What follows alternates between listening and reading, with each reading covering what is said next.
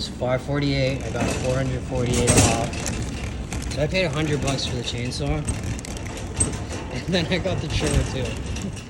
Yeah, see steel oil going in a Milwaukee. Which brand's better? It's gonna run like dynamite now. This is on a 3-bar. See how long it lasts.